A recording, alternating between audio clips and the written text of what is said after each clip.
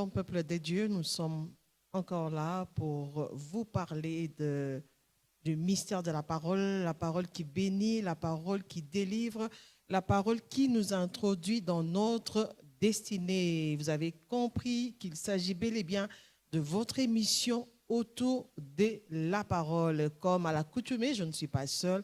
Je suis avec l'apôtre Israël Monga. Bienvenue, papa. Merci, merci, maman. Le Comment Seigneur vous vous bénisse. portez? Amen, amen. Comment vous allez? Nous portons à merveille. Le Seigneur nous soutient et chaque jour qui passe, le Seigneur fait de grandes choses. Amen, amen. Chaque jour qui passe, le Seigneur fait de grandes choses. Un mot au peuple de Dieu qui vous suivent en ce moment. Pour ceux-là qui nous suivent, que ce mois soit un mois de bénédiction pour vous. Amen, amen. Il y a amen. une parole que le Seigneur nous a donnée et nous croyons que nous allons la développer comme le pain que chacun doit manger, que chacun doit jeter parce que le temps produira ce que nous avons mis à sa disposition. Alléluia, alléluia. Comme nous aimons bien le dire, appelez votre sœur, appelez votre frère, appelez vos parents. Le temps de la parole est là. Nous allons décortiquer des choses pour notre bénédiction, pour votre bénédiction, et c'est autour de la parole. Papa, c'est quoi la parole inspirée aujourd'hui? Nous allons lire juste un texte et je vais essayer d'expliquer la pensée de Dieu. Nous allons lire les livres d'Ecclésiaste 11 à partir du verset 1 à 2. C'est quelque chose que Dieu nous a inspiré et comme un réma. La Bible dit, jette ton pain sur la surface des eaux. Avec le temps, tu le retrouveras. Verset 2. Donne-en une part à 7 et même à 8, car tu ne sais pas quel malheur peut arriver sur la terre. Ça a toujours été profond, cette parole. Jette ton pain à la surface des eaux. Expliquez-nous ça. J'aimerais que vous sachiez que lorsque ce verset, vous allez découvrir que la Bible dit une femme était assise sur les eaux. Et les eaux étaient le symbole des nations, des langues et de peuples. Lorsque la Bible dit « jette ton pain sur les eaux », ça signifie « accepte de perdre pour les autres ». Ok. Donne aux autres. Accepte de perdre pour les autres. Pour les autres. Et tu ne sais pas ce que tu donnes aux autres, comment l'Éternel peut te les retourner. Et je peux utiliser le mot « s'aimer ». Ça signifie « sème ton pain dans la vie des autres », investis dans la vie des autres. Cela te reviendra avec le temps. Et donne une part à 7, une autre part à 8 personnes, car tu ne connais pas le malheur qui peut arriver sur la terre. Et là, le Seigneur m'a inspiré deux choses. Le pain, c'est le symbole de ce que tu mets à la disposition de l'œuvre de Dieu, de ce que tu sèmes pour les autres. Et de l'autre côté, le temps détermine un processus de retournement ou de multiplication. Ce que tu as sémé pour les autres, cela se multipliera, ça reviendra vers toi. Mais c'est les deux parts qui m'est importante. Mais la part de 7 et de 8. Le Seigneur me dira que le mois de juillet et le mois d'août, ce sont le mois d'alliance. Alléluia. Ça signifie que, exactement, ça signifie que le mois de juillet et le mois d'août, c'est le mois où le Seigneur réactive les alliances. Et ce qui fait que le processus d'alliance est un processus réparateur dans le principe de Dieu. Excusez-moi, papa, de vous interrompre. Je voudrais d'abord que vous nous expliquiez, c'est quoi une alliance? Une alliance, ça a 3 termes. Le premier, une alliance, c'est un engagement. Et nous devons le savoir, on s'engage. Deuxièmement, le terme alliance, c'est un contrat. Les gens qui font le travail savent que si quelqu'un n'a pas signé un contrat, il est un journalier, il ne peut pas s'attendre à un salaire. Il y a des droits et des obligations. Et ceux-là qui ont signé les contrats, ils ont droit à des soins médicaux, ils ont droit d'avoir un salaire. Celui qui n'a pas signé un contrat, même s'il travaille, il ne sait rien réclamer. Ce qui fait que là où il y a un contrat, il y a des droits et des obligations. Ça signifie que l'alliance a un principe qui nous met dans un droit et ça nous pousse aussi à être obligés à faire quelque chose pour Dieu. Ok. C'est pourquoi il y a des clauses d'alliance. Troisièmement, entre guillemets, c'est une promesse aussi. Ok. Lorsque je parle de la promesse entre guillemets, c'est que Dieu nous promet quelque chose et je te donnerai un enfant, tu le consacreras à moi. Mais la différence entre la promesse proprement dite et l'alliance, c'est que dans l'alliance, Dieu doit et dans la promesse, Dieu peut. Ok. Dans l'alliance, Dieu doit. Dans l'alliance, Dans Dieu les promesses, peut. Dieu Dans peut. les promesses, Dieu peut. Voilà. Ok. Décortiquer.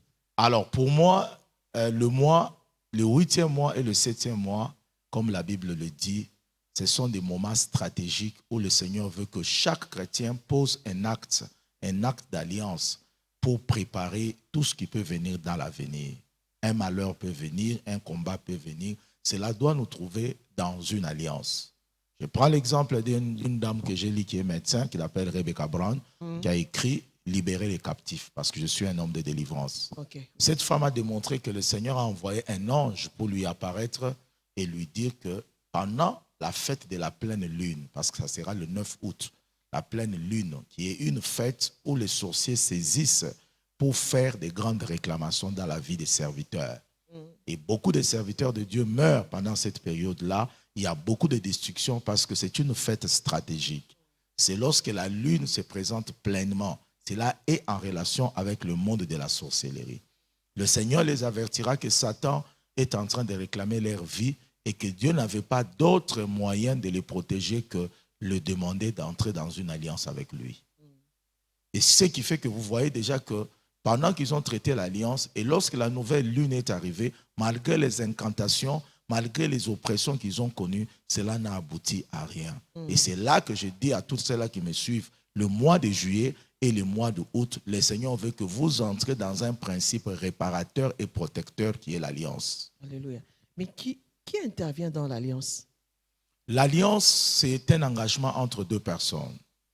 Et ça peut aussi se faire entre une personne et une divinité. Okay. Ça signifie que les agents du diable traitent aussi les alliances, mais chez eux, on appelle ça pacte. Et pour nous, les chrétiens, on appelle ça l'alliance. Okay. Abraham a traité l'alliance avec Dieu. Cette alliance est devenue un héritage pour Isaac.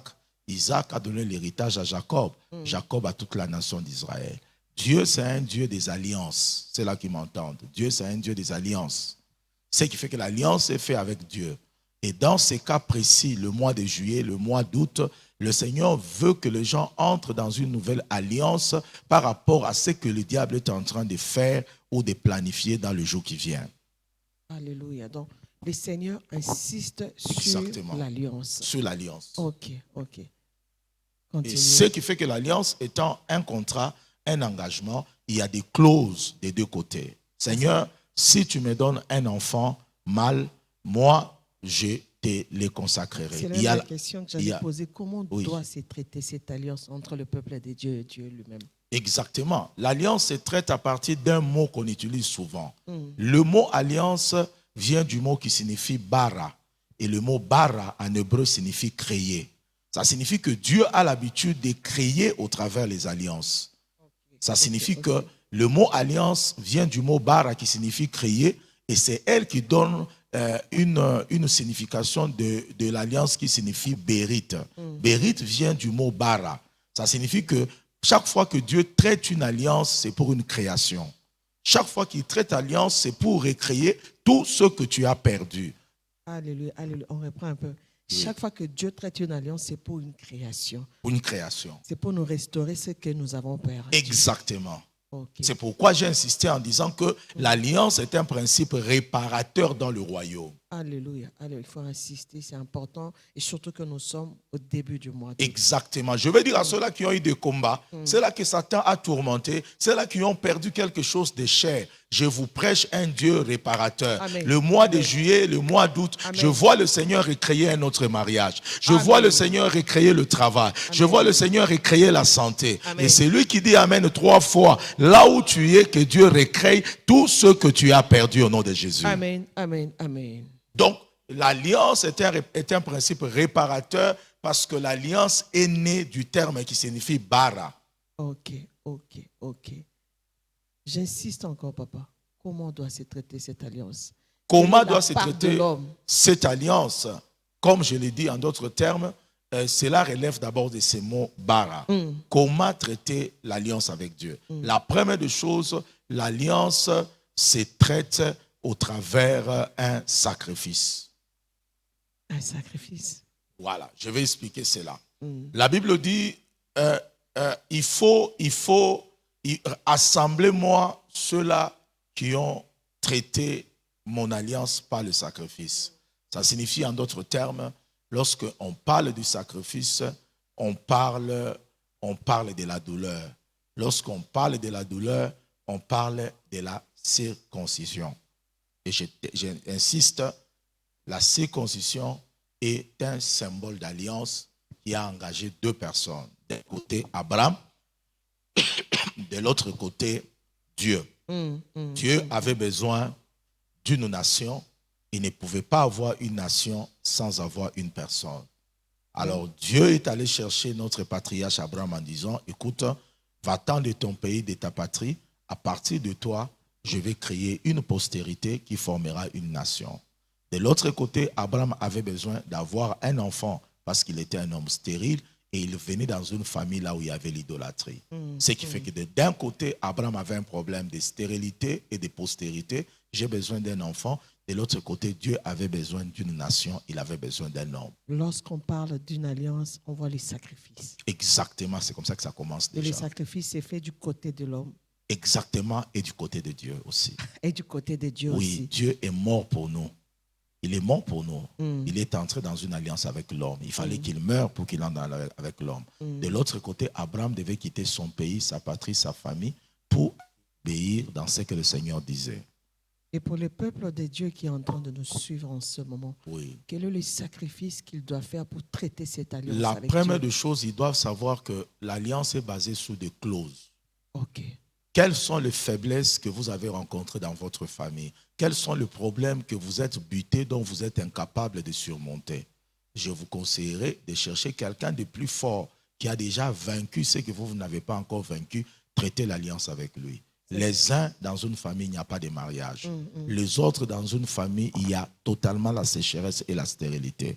Pour les autres, ils essayent de servir Dieu, mais leur service connaît beaucoup de destruction.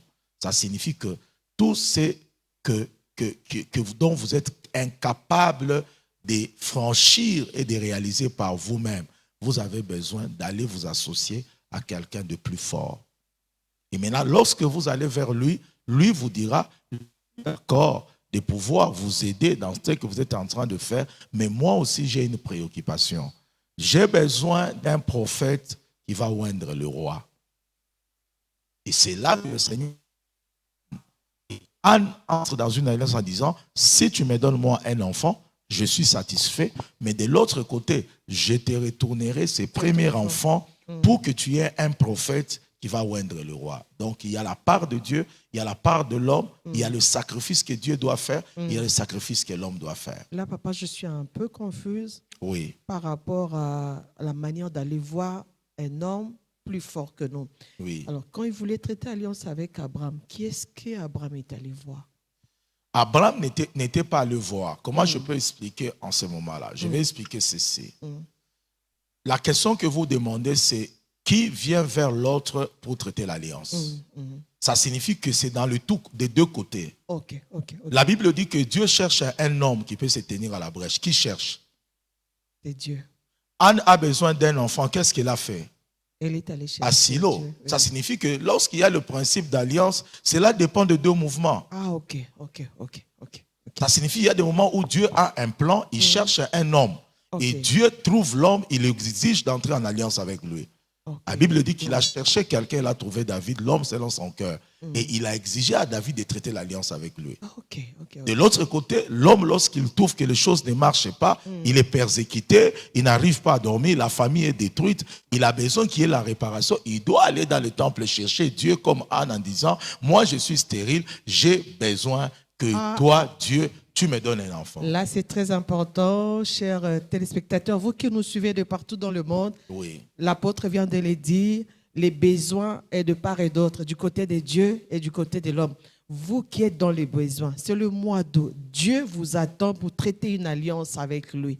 C'est les temps maintenant. Allons-y, papa. Et ceux-là qui nous suivent, vous devez savoir ces deux mouvements. Soit c'est Dieu qui vient vers vous, soit c'est vous qui pouvez aller vers Dieu. Mais cela dépend de la manière dont le Saint-Esprit conduit le deux parties. Alléluia. Généralement, il y a des gens qui ne connaissaient même pas les principes d'alliance, mais dans une émission comme celle-ci, ils tombent et ils sentent le Saint-Esprit lui dire que pour tel combat que tu as besoin d'entrer dans une alliance avec moi. Papa, est-ce que ces problèmes s'adressent seulement à ceux qui sont chrétiens ou les païens également? Non, l'alliance est faite par rapport d'abord aux enfants de Dieu. Okay. Ça signifie, je parle d'une alliance des enfants de Dieu. Okay. Parce que les alliances diffèrent d'après le camp.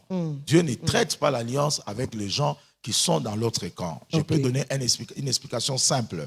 Vous devez savoir que chaque alliance a un signe et chaque alliance a un repas. Quels sont ces signes? Les signes des alliances sont diverses. Par exemple, avec Noé, Dieu a fait l'alliance, il a donné le signe l'arc-en-ciel. Lorsqu'il a fait l'alliance avec David, il a donné le signe du trône. Lorsqu'il a fait l'alliance avec Christ, il a donné comme signe la croix. Donc, ce qui fait qu'à chaque alliance, il y a un signe que le Seigneur donne selon ce que le Seigneur est en train de poursuivre. Avec Noé, Dieu poursuivait la couverture spirituelle sur l'humanité. Je ne détruirai plus parce qu'il y a l'arc-en-ciel. Avec David, il poursuivait la royauté, ce qui fait que le symbolisme était le trône. Mais avec Jésus, il poursuit la croix parce que la croix symbolise la délivrance, les saluts. Amen, amen. Et ce qui fait qu'à chaque alliance, il y a un signe. De l'autre côté, à chaque alliance, il y a un repas. C'est ce qu'on appelle le repas du Seigneur, qu'on appelle la Sainte Seine. Okay. La Sainte Seine, c'est la nourriture de l'alliance. Ça signifie que nous voulions symboliser notre alliance. Mangeons ensemble, partageons un seul pain, buvons le sang. Et ce sont des alliances. Dans l'ancien temps, lorsque le roi traitait des alliances dans un territoire pour avoir la paix, il prenait une coupe, il mettait le vin. Et chacun prenait un couteau, il s'est blessé. Et il mettait le sang de l'un de l'autre dans la calice et il secouait le vin, l'autre boit. Et c'était une alliance conclue. Celui qui trahissait l'alliance en attaquant l'autre pouvait connaître la mort lorsque l'autre parlait. C'est pourquoi dans l'alliance, il y a « je dois », alors que dans la promesse, il y a « je peux ». Alléluia, alléluia. Dans l'alliance, je dois, dans la promesse, je peux. Nous allons un peu rentrer en arrière. Vous avez dit que dans l'alliance, il faut qu'il y ait le sacrifice. Qu'est-ce qu'on doit sacrifier? Exactement. En d'autres termes, c'est dans le clause qu'il y a l'esprit de sacrifice. Ça signifie que si toi, Dieu, tu m'assures telle chose, au lieu que moi je garde mon enfant à la maison, j'accepte de perdre cet enfant, qu'il reste dans le temple. Les autres enfants, je peux le garder, mais celui-ci, il n'est plus mon enfant. Ça signifie que c'est un sacrifice qu'une mère a fait. Au lieu de jouir de son enfant, il les laisse dans le travail de Dieu. Ce sont des types de sacrifices. Abraham a quitté son pays, sa patrie, pour aller là où Dieu devait lui montrer. C'était un sacrifice. Le sacrifice est symbolisé aussi par le signe qui a été fait. Lorsqu'on coupe les prépuces d'un homme, il y a la douleur et il y a le sang qui coule. Cette douleur est capable à l'épreuve. Cette douleur est capable à ce qu'on accepte d'endurer à cause de Dieu. Papa, j'aime toujours qu'on puisse contextualiser les choses pour une femme qui nous suit en ce moment, qui attend le mariage et le mariage ne vient pas. Qu'est-ce qu'elle doit sacrifier pour traiter alliance avec Dieu? Il peut aller voir des orphelins et leur donner à manger avec son argent. Il peut venir à l'église, commencer à servir le Seigneur parce qu'il n'a rien à lui donner avec les finances. Il a toujours quelque chose à faire. Il peut commencer à nourrir les hommes de Dieu chaque mois. Il achète la farine et il part déposer chez un homme de Dieu en disant « Et mon alliance, je vais nourrir les hommes de Dieu. » Et pour une femme stérile? Pour une femme stérile, en fait, les clauses des alliances est relative de la manière dont le Saint-Esprit nous utilise.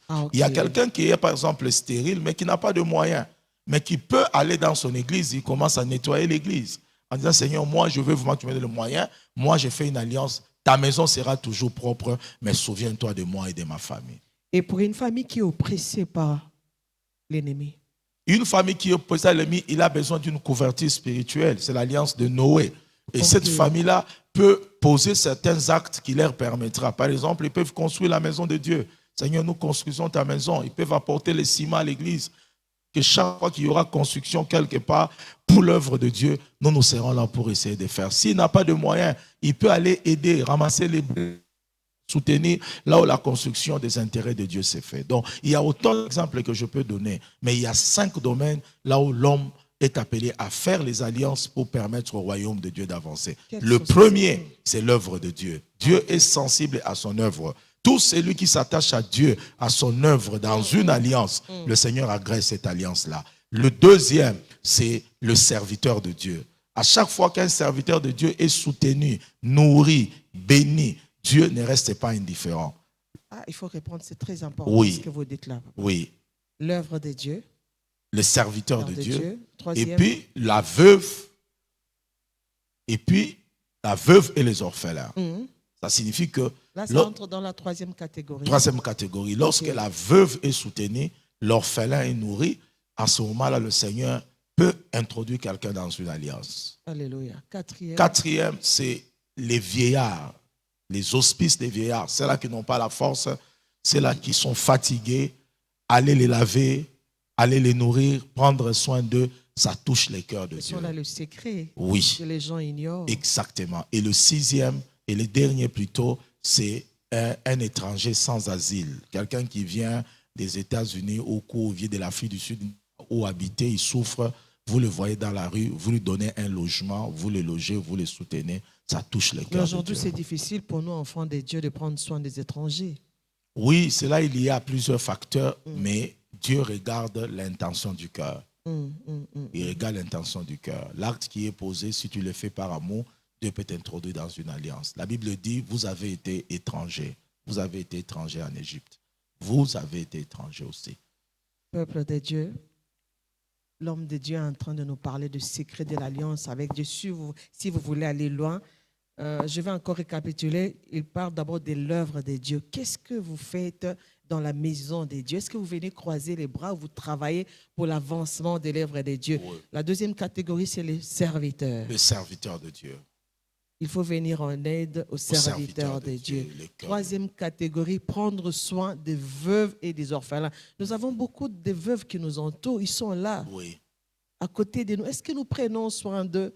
Est-ce que nous pensons à ces orphelins qui sont avec nous? Nous n'avons pas suffisamment besoin de beaucoup d'argent pour venir en aide aux veuves et aux orphelins, papa. Oui. Souvent, on se dit, je n'ai pas des millions pour payer les frais scolaires des orphelins. Je n'ai pas de quoi. Mais même l'habit, je peux donner même un pan à une Exactement, veuve. Exactement. Et on voit toujours beaucoup d'orphelins. Parfois même un seul, lorsque tu poses, le Seigneur te donnera beaucoup pour en donner beaucoup. Alléluia. Alléluia. Beaucoup. Il y a un frère qui était au campus, j'avais dit ça ici, pendant le temps où on était étudiant, et au campus, on était logé là-bas, et il avait toujours l'habitude de crier vers Dieu en disant, Seigneur, si tu me donnes, regarde tous ces gens ici que tu as bénis avec beaucoup d'argent, ils abandonnent les orphelins, ils abandonnent les gens. Si tu me donnes des millions, moi je vais prendre soin de tous ces orphelins. Dieu lui a posé la question, qu'est-ce qu'il y a à côté de ton armoire là? Il avait un armoire là où il mettait les cadenas. Il dit, qu'est-ce qu'il y a à l'intérieur? Il dit, il y a un sac de farine. Il dit d'abord, pour un sac de farine, tu fermes le cadenas, tu ne donnes même pas la farine à ton voisin de chambre ici. Tu es en train de me demander l'argent pour donner à tous les orphelins. Pour un sac de farine, on met dans une armoire. Il lui dit, commence d'abord par ouvrir ton armoire ici, donner à ton voisin 2, 3 gobelets de farine, au lieu de commencer à juger les gens qui ont l'argent en disant, si tu me donnes l'argent, je vais te donner. Donc, que les gens commencent d'abord à aider les gens dans leur famille, qui sont des orphelins, qui sont des veufs, avant de commencer à chercher à aider le monde entier. Donc, pour moi, l'alliance commence par une personne, tu affermeras ton alliance pour des milliers de personnes. Alléluia. Prendre aussi soin des vieillards. C'est important. Aujourd'hui, même en tant qu'enfant de Dieu, on les juge des sorciers, on a peur des vieillards, on a peur de ces personnes de troisième âge. Alors que c'est l'une des recommandations aussi pour être béni, pour traiter alliance avec Dieu. Et la cinquième catégorie, ce sont les étrangers. Et j'aimerais aussi, j'entendais une voix qui disait, ils sont en train de parler, est-ce qu'ils font ça? J'aimerais quand même que la presse associe les images où nous avons fait des campagnes ici pour aider les veuves, pour aider les orphelins.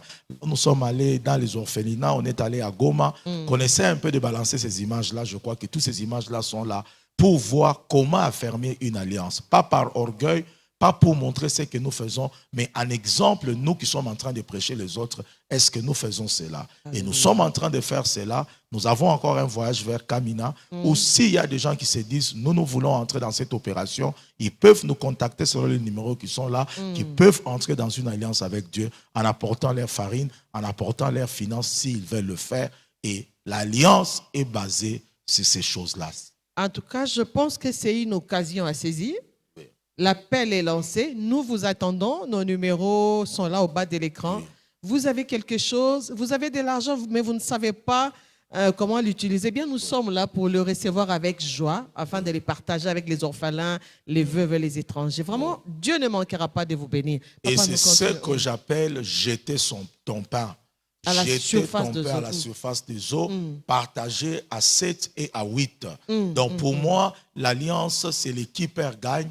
Lorsque tu fais une alliance, il y a des actions à poser pour que Dieu agisse à ta faveur selon que Satan s'est levé contre toi. Et j'entendais le Seigneur me dire, le mois de juillet et le mois d'août, le Seigneur se lèvera contre tes ennemis. Amen. Le Seigneur se lèvera contre tous ceux-là qui veulent détruire ta vie. Amen. Aucun de tes enfants ne sera détruit. Amen. Ton mari ne sera pas détruit. Amen. Ta femme ne sera pas détruite. Amen. Tes enfants ne seront pas détruits. Amen. Ton église ne sera pas détruite. Je dis cela dans le nom puissant de Jésus. Donc l'alliance est un principe de protection, un principe réparateur, un principe protecteur. L'alliance est un principe protecteur, un principe de restauration. Réparateur est un principe de couverture. De couverture, amen, ça protège. Amen. Et c'est Dieu qui va nous couvrir, c'est Dieu qui va nous protéger. Et nous sommes bénis. Là où vous nous suivez chez vous à la maison, dites que le mois d'août est béni. Nous sommes bénis, nous sommes bénis. Exactement. Et nous voulons insister en disant, Noé a bâti un autel, il a mis les animaux purs, et lorsque Dieu a entendu l'odeur des offrandes de Noé, le Seigneur a conclu l'alliance. Bâtir un autel, mettre les offrandes, c'est ce qu'on appelle le principe du sacrifice. Et la réponse de Dieu à ces sacrifices-là, c'était l'arc-en-ciel. Voilà l'arc-en-ciel. Papa, je vais un peu exagérer. Est-ce qu'il y a toujours une réponse? Il n'y a pas toujours une réponse parce que Dieu, c'est un Dieu des principes. Il y a une certaine manière de bâtir un autel. Il y a quel type d'offrande qu'il faut mettre, l'offrande pure, et l'autel était bâti selon les principes de Dieu, et le Seigneur a répondu. Parce que des fois, il nous arrive de rencontrer dans la vie des personnes qui disent, j'ai fait 2 mois à la montagne, j'ai fait 3 mois à la montagne, j'ai sacrifié mes sommeils, mais l'Éternel ne m'a pas répondu. Comment je peux expliquer? Je suis en train d'écrire un livre sur l'alliance. Et dans ce livre-là, je commençais à expliquer que beaucoup de personnes ont déjà entendu parler de l'alliance. Mais mon objectif à moi, ce n'est pas tellement de parler par l'alliance, mais d'expliquer les mécanismes du fonctionnement d'une alliance. Très important. Beaucoup de personnes ne savent pas comment fonctionne une alliance. Et je donne un exemple. On peut te donner une nouvelle voiture et tu l'achètes avec ton argent. Tu as cette voiture-là. Tu t'es sacrifié, tu as travaillé tout le mois. On te donne le véhicule. Le premier jour, tu montes dans ce véhicule-là, Maman Blandine, tu commences à conduire. Tu arrives au coin, le véhicule, le véhicule tombe en panne.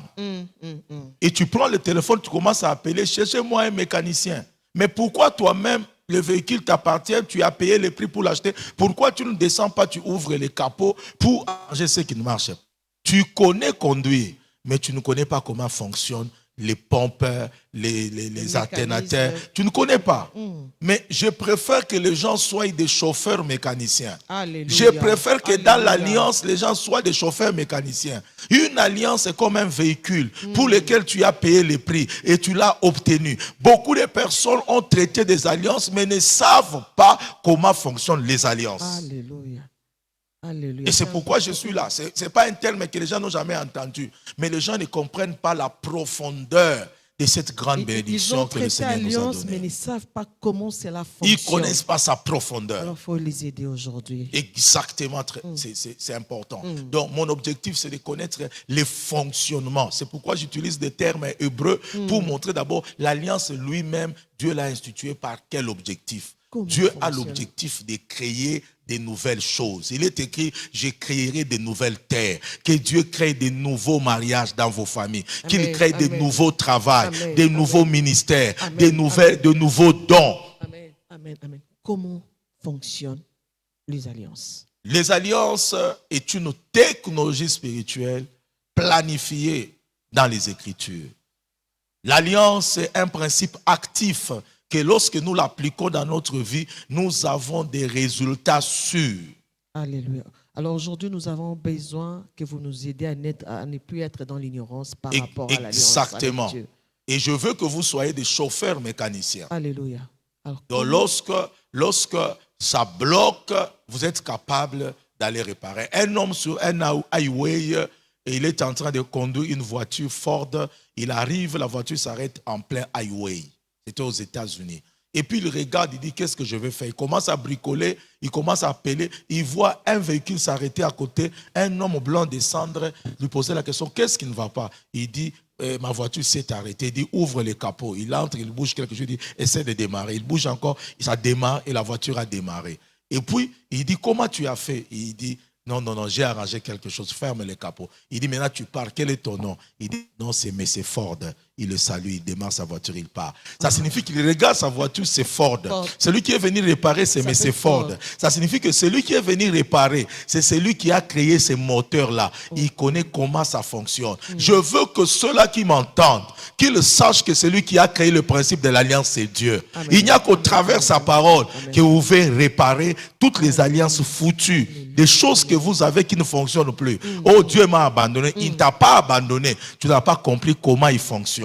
Et il arrive des fois, même nous-mêmes qui prêchons, nous n'avons pas compris Dieu. Et je veux dire à ceux-là qui m'entendent, il y a un verset qui dit ceci, Dieu a parlé une fois, mais moi j'ai entendu 2 fois. Je vous le donnerai ici dans les psaumes. Dieu a parlé une fois, moi j'ai entendu 2 fois. Comment Dieu peut parler une fois? Toi tu entends 2 fois. Là il y a une révélation. On ne peut pas comprendre Dieu lorsqu'il parle une fois. Parfois, lorsque Dieu parle, tu deviens comme un fou. Ou bien tu comprends même que c'est lui qui devient fou. Parce que les choses qu'il te dit, il ne te donne même pas le moyen comment le faire. Il te dit des histoires, tu te poses des questions. Est-ce que ce qu'il dit là-bas, il comprend ce qu'il dit? Papa, stop. On ne peut pas comprendre Dieu lorsqu'il parle une fois. Une fois. Et lorsque Dieu parle une fois, on peut étudier sa parole plus de 70 fois. Ah, là, ça bouge un peu. Oui. Alors, un seul verset de la Bible, selon la traduction juive, a 70 traductions. Donc, je peux appeler un prédicateur parler sous l'alliance, il ne parlera pas comme moi, mais il parlera du même verset. Je peux appeler notre pasteur, il viendra, il parlera de l'alliance, il ne parlera pas comme moi, mais ça sera le même verset. Pourquoi un seul verset a plusieurs facettes? C'est pourquoi lorsque Dieu parle, il peut parler une seule parole qui peut être comprise par un homme de délivrance, qui peut être comprise par un évangéliste, qui peut être comprise par un docteur, un pasteur. C'est pourquoi Dieu a parlé une seule fois, moi j'ai entendu 2 fois. Laisse-moi te donner une révélation. D'autres personnes ont dit, lorsque Dieu parle une fois, moi j'ai entendu 2 fois. Ça signifie, c'est Dieu qui a parlé et c'est moi qui ai entendu. Il y a 3 communications. Dieu a parlé la 2e fois et la 3e fois. Quelqu'un a développé et il a compris de ces principes-là, le principe de la Trinité, le Père, le Fils et le Saint-Esprit. Est-ce qu'on peut avoir un exemple pragmatique, papa? L'exemple pragmatique, c'est ici. Lorsque Dieu a parlé, c'est la pensée. Okay. Lorsque j'ai entendu la première fois, c'est la parole. Et lorsque j'ai entendu la 3e fois, c'est l'action. Alors cet exemple-là, je voudrais que ça vienne de vous. Vous l'avez déjà vécu? Oui. Par rapport à vous, par rapport à votre ministère ou par rapport à votre vie de famille? Oui, je peux donner un exemple concret. Laisse-moi chercher là où je n'avais pas bien compris l'Éternel. Et l'Éternel était obligé de me faire comprendre. La première fois, le Seigneur dit, je te bénirai, je te soutiendrai, je te donnerai des hommes qui t'accompagneront, qui te soutiendront dans le ministère. À un certain moment de mon ministère, des personnes que le Seigneur m'avait montrées et les personnes que le Seigneur avait permis d'être aux côtés de moi, certaines personnes commençaient à s'élever pour des raisons inexpliquées. Et de l'autre côté, dans mon cœur, il y avait des blessures, il y avait des « pourquoi Seigneur ça? Pourquoi je suis abattu ?» Et le Seigneur est venu me dire, la première des choses, qu'il y a des personnes que je peux t'envoyer dans ta vie et que je dise qu'ils sont à côté de toi, mais après, ces personnes ne peuvent pas aller loin avec toi. Et que si cela arrive, alors que moi, le Seigneur, je suis avec toi, bénis le Seigneur et continue ta marche. Je continue à persister dans mes soucis. Le Seigneur est venu encore me dire, à chaque fois que quelqu'un s'élève contre toi, ce n'est pas toi qui l'abandonne, c'est moi qui abandonne. Et je commence à comprendre que quand est-ce que les gens pêchent, moi je ne sais pas, mais c'est Dieu le voit. Alors que c'est lui qui a dit qu'il vous donnera des hommes. Exactement. Maintenant, pourquoi tu me l'avais dit que tu me donneras des hommes? Et le Seigneur ne peut pas dire que non, ils peuvent rester éternellement. Ça signifie en d'autres termes, il y a certaines personnes que j'ai envoyées pendant une saison et ils ont terminé leur mandat et je les ai tracé leur chemin. Mais toi, tu dois continuer dans ce que moi je t'ai demandé de faire. C'est là où nous avons du mal à comprendre les choses. Oui. Des fois, nous regrettons quand les gens nous quittent. Et on se croit comme si Dieu s'est contredit. Oui. Alors qu'il ne s'est pas contredit. Okay. Un mari peut t'abandonner alors que toi, tu l'aimes encore et tu ne sais rien faire pour le retenir. Il faut bien regarder ceux qui nous suivent. Et papa. il peut même t'abandonner en t'insultant, en te méprisant, alors que tu as été convaincu qu'il était homme de vie. Et il était l'homme de ta vie. À un certain moment, son cœur a changé et puis il est parti. Qu'est-ce que tu vas faire? Tu vas les lier, tu vas les prendre, tu vas mettre quoi? Mais tu vas rien te faire. Donner la mort. Exactement, tu te dois de donner la mort. Tu es chrétien, tu es servant de Dieu. Qu'est-ce que tu vas dire aux gens? Comment tu vas te justifier? Donc, il y a autant d'épreuves comme ça. Tu dis, Seigneur, toi, tu m'avais montré tel signe. Il serait ceci. Mais Dieu, c'est un Dieu qui va au-delà de nos limites. Au-delà de nos limites. Donc, parfois, il y a des langages très difficiles à comprendre avec Dieu que parfois, lorsque le langage de Dieu est libéré, l'homme ne sait pas comprendre cela. Donc, voilà les différentes choses que je peux simplement dire qu'il peut arriver que l'alliance ne fonctionne pas. Ça ne relève pas toujours d'une erreur que le Seigneur a commise ou que le Seigneur a changé. Ça relève surtout des manques de connaissances par rapport à ça. Je vais donner un exemple très fort. Et ceux-là qui m'entendent comprennent ce que je vais dire. La Bible dit, je vais qu'on projette les versets, je crois, dans Psaume 25, verset 14, l'amitié de l'Éternel est pour ceux-là qui les craignent. J'aime. Ceux-là qui me suivent, suivez très bien. Et son alliance leur donne instruction. Je prends le premier mot. L'amitié de l'Éternel est pour ceux-là qui les craignent.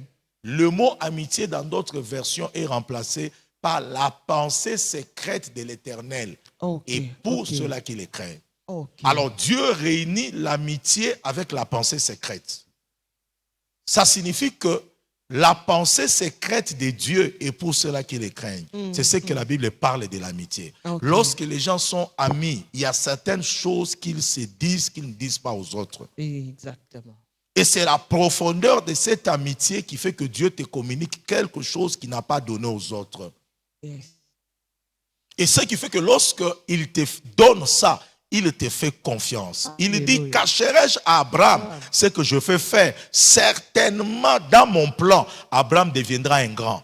Parce qu'il deviendra un grand, il y a des secrets que je peux lui donner. Dieu, c'est un Dieu des secrets, maman Blandine. Il y a des choses qu'il dit aux gens. Et son alliance leur donne instruction. Ça signifie en d'autres termes, na alliance na ona nzambe ozana ba biloko mso nzamba yebisa yo akoyebisa batu nyonso te dans le secret de Dieu de manière à ce que soki mbeba ekomi osala moi assurance moko parce que yo moko yebi makambo wana batu bakotonga batu bakoloba mais yo yebi o boloba yo yebisa ka nzambe nzamba yebisa ka yo. Et c'est comme ça quelqu'un qui connaît la profondeur de son alliance, il ne pleure pas comme tout le monde. Même lorsque les gens disent telle chose est arrivée, tel combat, la personne est très calme parce que avant même que le combat arrive, il y a des secrets que le Seigneur a donnés. Et c'est là qu'est basé sous l'amitié de Dieu. Beaucoup de personnes confondent l'alliance. Dieu traite l'alliance avec ses amis. Très important. Beaucoup de personnes confondent l'alliance, papa. Il ne traite l'alliance qu'avec ceux qui sont appelés ses amis. Alors je peux dire ceci. Il y a une intervention que tous les évêques et les pasteurs ont fait en Afrique du Sud. J'étais amené les flash disques, j'ai oublié, rappelez-moi. J'étais amené ça pour voir ça. On a parlé On était tous au mall en train de manger et chacun a commencé à développer la dimension de l'alliance. Okay. Et je vous donnerai ça. Et moi, j'ai développé en disant que la question a été posée par la femme d'un évêque en disant, papa, est-ce que tout le monde peut traiter une alliance? J'ai dit non, ce n'est pas tout le monde. Est-ce que toute une église peut traiter une alliance? J'ai dit non. Pourquoi? Parce que l'alliance relève de 3 principes. Apocalypse 17, je crois, verset 14 ou 13. La Bible dit, ils combattront l'agneau. Et l'agneau vaincra. Pourquoi? Parce qu'il est le roi des rois, il est le Seigneur des seigneurs. Mais la Bible dit, les appelés, les élus et les fidèles vaincront aussi. C'est ce que dit la Bible. Mais je termine par les 3 termes. L'agneau a vaincu parce qu'il est le roi des rois. C'est une position. Mais quelle catégorie qui est capable de vaincre? La première, ce sont les appelés. Ils ont la victoire à un certain niveau. Le deuxième, ce sont les élus. Ils ont la victoire à un certain niveau. Le troisième, ce sont les fidèles. Ils ont la victoire à un certain niveau. Appelés, élus, fidèles. Voilà. Qui est fidèle? Qui est appelé? Qui est Beaucoup élu? sont appelés. Peu sont élus. Donc, au niveau des appelés, c'est le niveau de base. Okay. 2, les fidèles et les élus, c'est le niveau intermédiaire. Okay. Mais les fidèles, les niveaux supérieurs. Okay. C'est dans le niveau des fidèles qu'il y a le mot amitié. On peut être élu sans être fidèle. Exactement. Ok. Et au niveau des fidèles, il y a la pensée secrète de Dieu. Alléluia. C'est là qu'Abraham était un fidèle. Alléluia. Quelqu'un à qui Dieu dit, je ne peux pas cacher mes secrets. Et derrière chaque alliance, il y a la connaissance parfaite et totale de celui avec qui vous avez traité l'alliance. Alléluia. Pourquoi nous allons vers Dieu? Alléluia. Ce qui fait que l'alliance est forte, plus nous avons connaissance de celui qui a traité l'alliance avec nous. Alléluia. La Bible Alléluia. dit, les traîtres de l'alliance, c'est là qui connaîtront leur Dieu, agiront avec fermeté. Pourquoi on est ferme? Pourquoi on est déterminé? On est ferme, Maman Blandine, on est déterminé parce que celui dont nous avons traité l'alliance, nous le connaissons. On ne peut pas trahir cette alliance parce que nous connaissons qui est Dieu. Alléluia. Et c'est pourquoi Dieu n'est pas n'importe qui. Donc, tout le monde ne peut pas traiter l'alliance. L'alliance exige la maturité. Et même lorsque on les traite en tant qu'élus, le Seigneur nous fait entrer dans un processus de maturation pour maîtriser l'alliance. C'est tellement profond avec le thème alliance. Oui. Pour traiter alliance avec Dieu, il faut être mature. Exactement. Alors, les matures ne se plaignent pas. Ils ne se plaignent pas et ils savent à qui ils ont affaire. Alléluia. Alléluia. Alors que nous voulons clôturer ces moments, nous reviendrons encore. Oui. C'est tellement profond. Exactement. C'est un thème très complexe. Oui. Alors pour aujourd'hui, papa, vous regardez ceux-là qui nous suivent. Oui. L'alliance Oui. égale la maturité. Maturité, oui. C'est quoi le message pour terminer? Ceux-là qui me suivent, j'aimerais que vous sachiez que Dieu veut que nous grandissions. Dieu veut que vous grandissez pour comprendre le bénéfice de l'alliance. À ceux-là qui sont malades, à ceux-là qui ont des problèmes, l'alliance est une technologie qui vous apportera beaucoup de bénéfices. Je prie maintenant, de partout là où vous me suivez, dans le nom puissant de Jésus de Nazareth, Père, que c'est moi ici du doute, le Dieu de l'alliance vous apporte la victoire. Amen. Le Dieu de l'alliance vous apporte la restauration. Amen. Les dieux de l'alliance vous apportent la délivrance. Alléluia. Les dieux de l'alliance vous apportent la protection. Amen. Là où vous avez été attaqué, là où vous avez été attaqué par les esprits de mort, les esprits de sorcellerie, les esprits de la magie, recevez la protection de l'alliance de Dieu sur vos familles, sur vos enfants, dans le nom puissant de Jésus de Nazareth. Ceux-là qui ont une santé maladive, par l'alliance de la croix, au travers le sang de Jésus, soyez guéris, soyez restaurés, soyez libérés. Ceux-là qui ont des problèmes, je prie que Dieu vous restaure votre travail, restaure votre ménage, restaure votre santé. Au nom puissant de Jésus de Nazareth, nous mettons l'étendard de la croix et nous vous déclarons bénis et restaurés au nom de Jésus de Nazareth et nous disons Amen. Amen, amen, amen, amen. Merci beaucoup, papa, Merci, pour maman Blandine, ces paroles merci. de bénédiction. Merci. Ainsi, nous commençons le mois d'août avec ces fortes déclarations de la part de son serviteur. L'alliance est là pour nous protéger, pour nous réparer, pour nous restaurer. En tout cas, peuple de Dieu, réparez là où vous avez fauché avec Dieu. Alléluia. Réparez votre alliance avec lui. Eh bien, nous allons nous retrouver au prochain numéro, si le Seigneur le voudra. Que Dieu vous bénisse dans vos maisons. Alléluia. Soyez bénis.